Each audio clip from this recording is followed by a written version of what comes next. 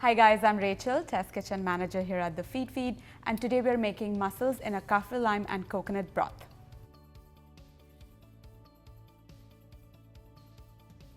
So it's spring and I love mussels. Whenever I go out, I'm always ordering it. The first thing we want to do is add our olive oil. We're gonna add our shallots and grated garlic. Gonna let this sweat in here for a little bit. So we don't want the shallots and garlic to brown. We just kind of want them to sweat and soften up and cook through. We're gonna add lemongrass here. We have a video on the Feedfeed that shows you how to work with lemongrass. I have just kind of cleaned it and smashed the bulb a little bit, and we're gonna just add it to our aromatics. Some sliced ginger. It's time to add our coconut milk. So we're gonna add some sliced up kaffir lime leaves. If you don't know what they are, they're basically from the citrus family, but they're way smaller than regular limes and so much more aromatic, and it's used a lot in Asian cuisine. So we're just gonna sprinkle that.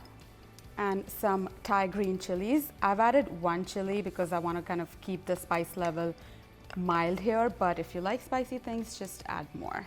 All right, so we're gonna add some salt, and then we're gonna cover this up and let the broth simmer for a little bit so that all those aromatics get infused in the coconut milk. Now it's time to add our mussels. So just add them gently. Close the lid for about 5 minutes until all of the mussels have opened, and then we're gonna add some lime juice and some fresh herbs. So it looks like our mussels have been bubbling away for a little bit, and we're gonna add our lime juice. Before you serve this, it's time to pull out any mussels that have not opened up. So I don't think we have any. We're also gonna take out our lemongrass. This smells amazing. Sprinkle some cilantro. While the mussels were steaming, I went ahead and made some toasted bread, which would be perfect to mop up all of that delicious, tangy, spicy, and citrusy broth.